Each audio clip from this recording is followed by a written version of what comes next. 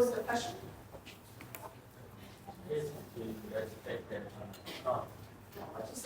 between respect and honor? Robert, seems to be wrong. Tell me, what's the difference between respect and honor? I'm trying to put it in a legal context. Take for example, I'm in court as a lawyer, and I'm doing a case that I don't necessarily believe in. I have to respect the law, and I have to honor the judge. That's how that is sort of example. I don't know if that's what you're trying to get at, but I'm intrigued by how, see, I can understand, so the ethics and the standard. Put aside of honor and respect. Put aside of honor and respect, okay? Put aside of not and no. Just tell me plainly, what's the difference between respect and honor? Respect is something that I read I like political force. And then we want that if I really want to follow it,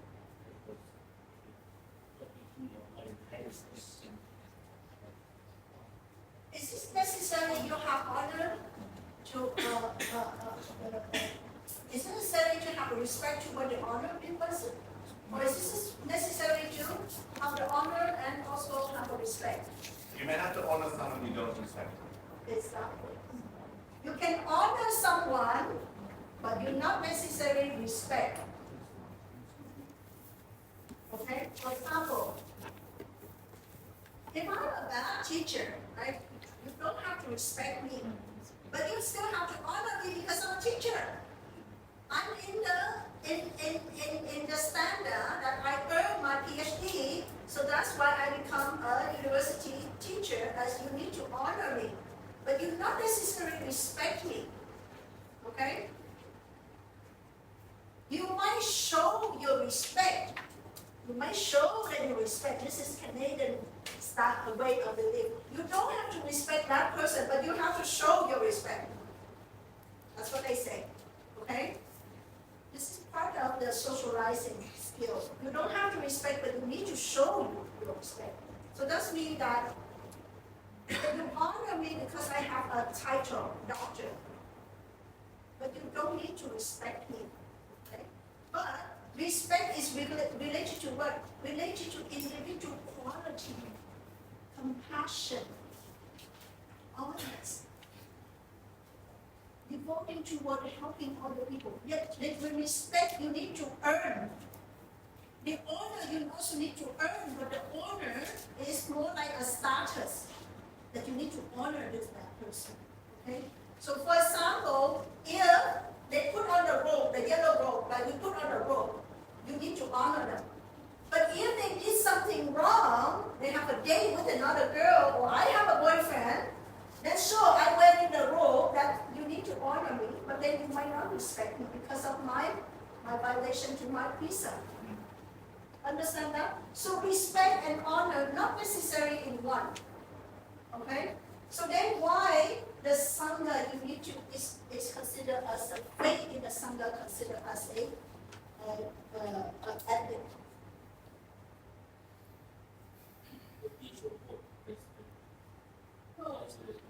This indicates that the person don't think about Sangha of the Buddha. Think about other religion too. If in the country there is a Catholic people, okay, they follow God. They follow something teaching. And they are the people who teach the morality to the people, right? So that's why it's a very universal respect to the people who practice religious practice. Because they teach the people the morality. You need to respect the Saman, right? Like Hindu, you have Sindhu, right? So they need to respect them, okay? Because they teach the morality to the people. In the religion, in Buddhist, you need to respect monk and nun because they uphold the teaching and they also executive the knowledge in practice. Right? So that's why you need to respect them because they will serve in it. they also need to follow the path that right and beautiful righteousness. So that's what they're going to respect.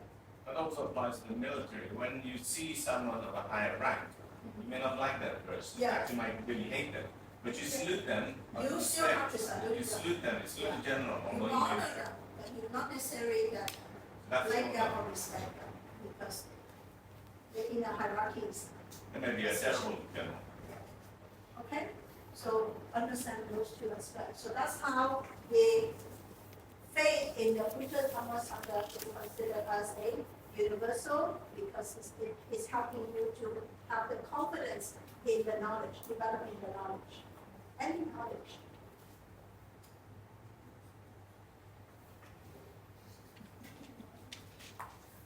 Now, we also mentioned about the Samtu contentment. Now, in this PowerPoint, I will eliminate the Darunga, that is the 13 practice of ascetic, okay? Because you already have the quiz in this already, so I don't expect you to learn this 13 ascetic, because you already have the in-past quiz. So the whole purpose that you understand that there is ascetic practice in the Buddhism. Now, don't forget, this ascetic practice is not different, is totally different from the 6-year Buddha practice, okay? 6-year Buddha practice, ascetic practice is very different. He doesn't eat, he doesn't sleep, he doesn't go for the Pindapata.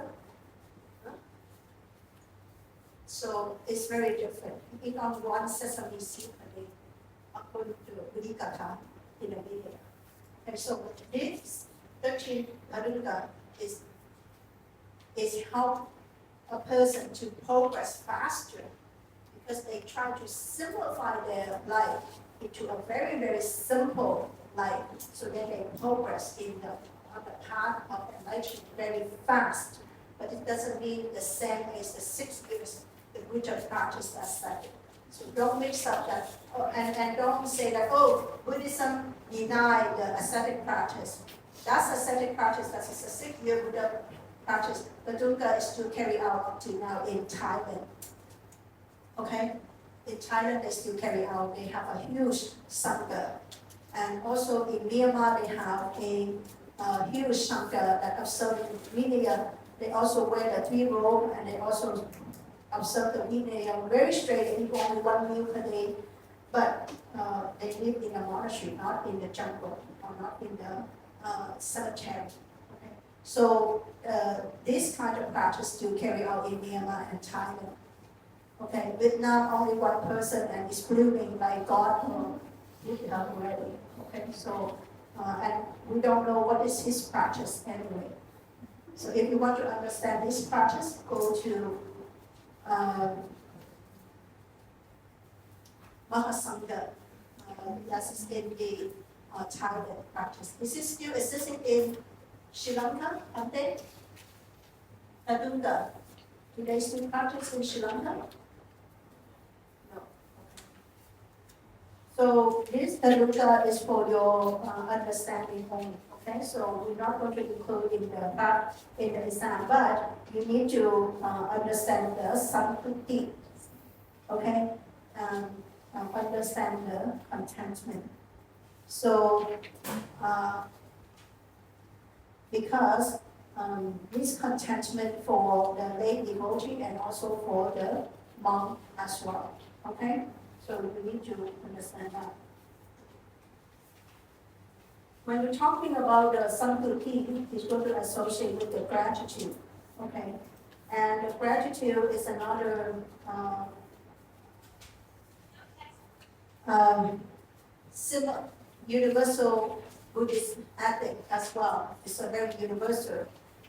You ask any person in the society, do they practice gratitude? They do. They do. And also simply that as a Buddhist, we need to pay the gratitude for students. This is what I always say. If you want to pay the gratitude to me, you don't wait until the teacher day. you give me the gift. Okay? If you want to pay the gratitude to me as a teacher, do your study well. Get your good mark. Not only the mark can be cheated, but the knowledge cannot be cheated. So do your work, get your knowledge, and study well. That's how you pay gratitude to me. Okay, so that is the gratitude to the teacher. Because the teacher teach is for the student to earn the knowledge, and to earn the knowledge, they want to pay back to the society. The teacher cannot pay the society directly, but they may pay the society through the student. The students study well, when they later on they do a lot of social work. That's how we're interconnected between student and teacher. And if you don't earn the knowledge, then you cannot do a lot of beneficial act for the society. I have 3 Cambodian students in the previous batch, and they extremely poor English when they can, but they managed to develop themselves. And I also coached them for the dissertation. And now they went back and they teach Buddhism in Cambodia. And they sometimes they call me and they say, when I come to Cambodia, I say, I don't have time. I don't have time. You do your work there. I'll feel proud of you. So that is my proud of my student. If they can do a lot of beneficial for the society, but your immediate gratitude to me is that you study and no cheat. That is the gratitude that we pay for it. So the gratitude, you don't have to wait until then become Mr., Mrs., PhD, Professor, so and so, but you can pay the gratitude at the moment that you the position that you want. Okay, so that is the gratitude. And so when you content, the gratitude and content associate each other. How the content and also contentment and also the gratitude associate. When you content, you tend to appreciate, right? You appreciate other people. For example, if I won, I already give you an example. If I won a lottery ticket and I won, let's say, 100,000 rupee, and I give you 1,000 rupee, and if you're not content, then you wouldn't appreciate. You say, she won 100,000, she should give you 10%. Even 10,000 is only 10% from her pocket. Why she's so stingy? You know? So that's why, contentment and gratitude or thankfulness is also associate each other. So contentment is also universal ethic, because if you think, we think that nowadays we live in a contemporary society, we have a lot of material that we want, right? iPhone, iPad, application, Apple camera, Apple watch. Everything is Apple, there's no banana. So everything is Apple. And you become very greedy, okay? But of course, we also have some contentment. There's some degree of our contentment. If we don't content, our head will be explode already, right? So we do have a certain contentment. That's why we sustain in the position that we are, and we also live in the country where we live in. Right? So that's why we have some degree of contentment. And so that's why contentment allows a person to sustain in society and also contribute back to the society as well. So that's why contentment is part of the practice. And then gratitude is the same. Gratitude is also existing during the humankind existence, right? Whatever the people do something for you, you will appreciate about that. Also, we not only pay gratitude, we also need to remember the gratitude, and also so we need to pay the gratitude as well. And we also need to remember whoever do something for us as well. So that's why they have two words, kata nota, that's with gratitude inside, kata lagi, that's me, without help. Which is like metta and karuna. Okay?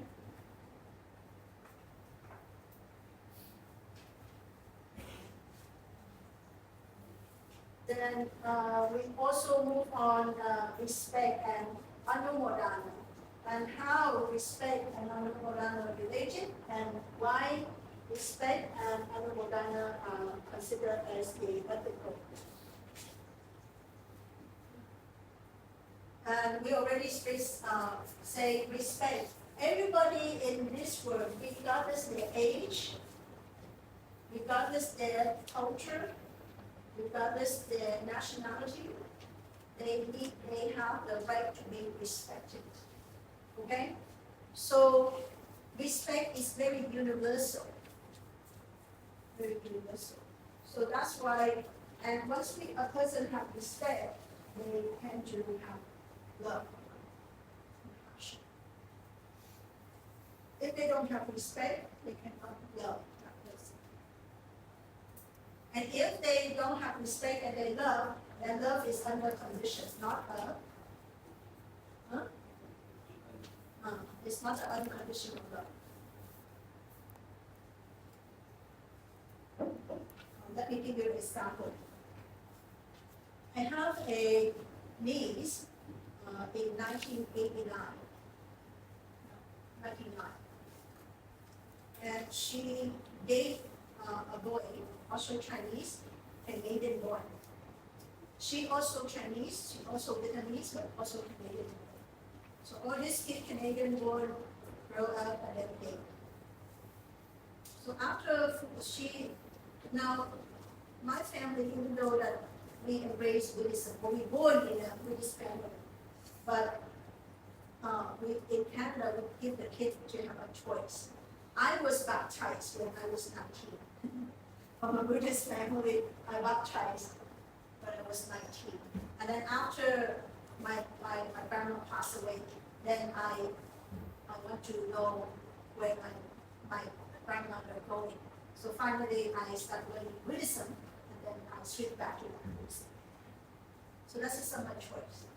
So Tina is my niece, and she dated a boy also a different field. So then, after 4 years, they're about to get married and got engaged. Then he started teaching her his faith. And then somehow she went home and she doesn't eat whatever her mom offered to the Buddha. So she offered every full day, half a day, she offered the Buddha mango. And then after the offering, she took down the mango and she cut it down and we in the family can have the mango. And then Tina said, no, I'm not going to have it. And then her mom said, why? There's some gaming value in there. So then it's hurting her mom a lot. So then her mom told me, said, please ask her, teach her about Buddhism, convert her back to Buddhism. So I said, no, I don't convert anyone back to Buddhism. It's her choice. So later on, she come to me, Tina come to me, and Tina said,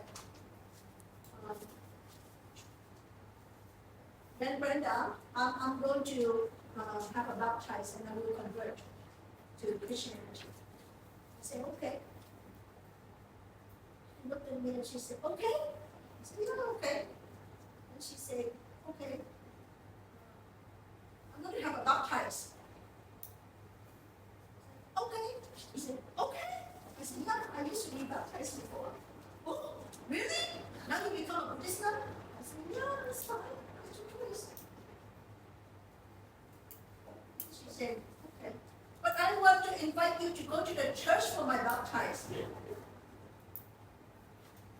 I think about it. I said, okay. She said, okay. You're okay to enter the church? I said, why not? You mean the father and the people in the church not allow me to go in? she say, no, they will allow you, but you are Buddhist nun. I said, so then what's the problem? She say, because you are Buddhist nun and you enter the Catholic Church. I said, it's okay, Tina. Enter the church doesn't make me become a Christianity. Anyway, right? I come to the church because I love you. Whatever you embrace, whatever belongs to you, the shirt that you choose to wear, I respect that. The faith that you choose, I respect that. If this is my love to you. And I come to you to baptize, not because I'm loved. I come to you because my love is the end to Alice. And that's my condition. She said, oh, okay. So she said that next year in August she will embrace. After that, next year I come back. And then I said, Tina, when is your baptized day? I need to book a leave off. I will come to your baptized. And she said, Brenda, I chose not to baptize because I think God is here, Allah is here, Buddha is also here. So that's her decision, and I still respect that. So then that moment I already said, okay, if you say that now, I touch on your mom's heart. Whatever she put the mango on the Buddha altar, there's no daily value in it. She actually very positive value because she worshiped the honor person with her full of energy. That's also in the eat is part of a very positive energy. And if you love your mom as a mother and a daughter, it's an unconditional love. So you love her, you have to respect her faith. She did not ask you to respect Buddha, right? She allowed you to have a choice to choose your faith. But if you love her, you have to respect whatever belongs to her. That's why you have to consider the love of God. And after that, she agreed. So, respect is really important. Respect allows you to dialogue with another religion, allow you to speak, allow you to dialogue with different nationality, different caste, class, gender, a different level of knowledge. If you respect a basic human being that we should respect. In that way, it's carrying out the universal love to individual. So that's why respect and contentment associate to each other. So I touched on that part as the new point. How does respect come to be? How does respect come to be? Why would a person want to respect someone? How do you generate the respect? Why would someone respect someone? I know it's a basic question, but No, it's not it's actually a very good question. Why we need to respect? Why we need to respect? How do the respectfulness come to you? Why I have to respect you? Usually when the people say, I have to respect you because you must be doing something for me later on, okay? I respect my mom because my mom is mom. Mom give birth. But a person from outside in the society, why we have to respect? And she already mentioned this theory.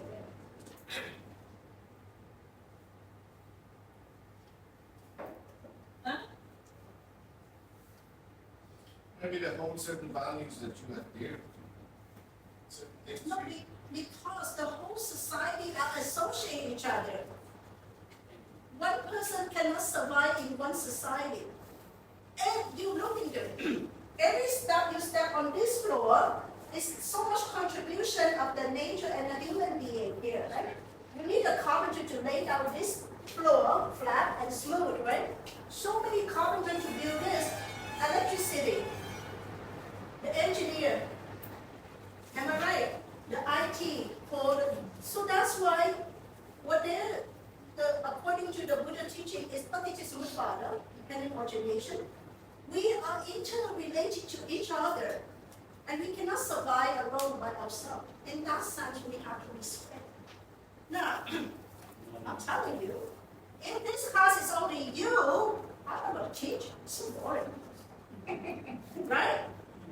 But you have to appreciate that so many people here is going to generate energy, the aspiration for me to teach. Because more students, then I teach.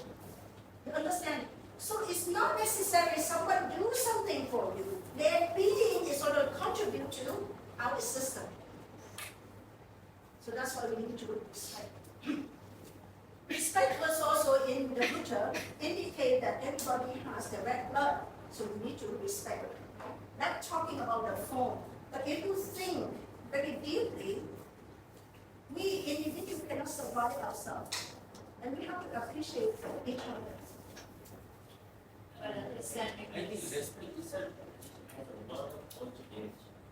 And when you feel respect, when you feel the energy of respect, you That is associated with later on in the emotional management course that I usually address in this one. You don't think all of this, oh, this is so simple. But actually part of the emotional generation. But this is not a course of the emotion management, so that's why I don't mention it. This is the Buddhist ethic. And Buddhist ethic does mean whatever the bowl of rice come to your table is require a lot of things, a lot of condition that make the bowl of rice existing in front of you. So that's why we need to respect. so understanding this intellectually, if respect is the basis for pure love, then understanding this truly will practice pure love, but that's not happening. So how to get there?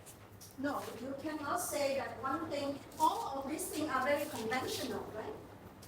All of these mental factors are very conventional and also interrelated. You need to have love, so then you respect. But you also need to have a respect first in order to love. So they are interrelated. It doesn't mean that this comes first, the other one comes later. It depends on what context, right? Depends on what context. For example, if your mom older than you, am I right? Your mom gave you birth. The mom ultimately have love to you, right? But then, in the sense that your choice of your career, so your mom said, I love her, I have to respect whatever that she chooses, right? So the love comes first. In that context, the love comes first, respect comes later. But for you, toward your mom, the love and the respect come at the simultaneously. You love and you respect at the same time because she's the one give you the birth, right? So that's why you cannot say that because of the love, the respect comes first, but it depends on what context, right? So it's not a fixed rule, but then in the sense that if I have love and I have love, if I love that person, then I say, okay, I have to respect. But if I don't love her, I still can respect her. Understand that point? So because this is part of your intellectual understanding as well. So that's why intellectual, sometimes your knowledge that give you a cut back a lot of refinement as well. Okay? So we stop right here, and then next class, we're going to cover Anupodana and also the last one is the repentance and forgiveness, all right? So then I will cover, I don't need to teach the rest, huh? Yeah, good.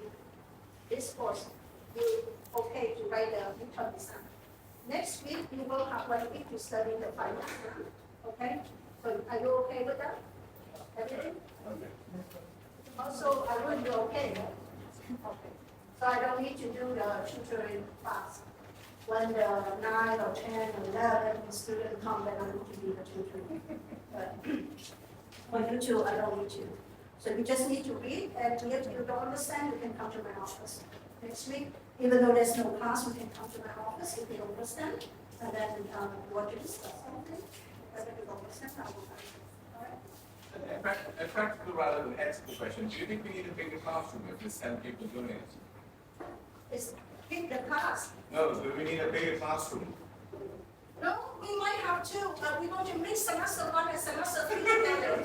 Staggered. That's what we did last year. I think you said 10. Semester 3, semester 1, semester 3, semester 1, so then they don't talk each other. No, in my class, I'm very serious, I'm telling you, whoever speak each other, I'm not. I sign, and then you get 5 marks deducted. Most of the students are really scared of my class because I'm very punctual and I'm very uptight about that. So I'm telling you, I hate talking in the exam and I hate copying each other. And you are strong.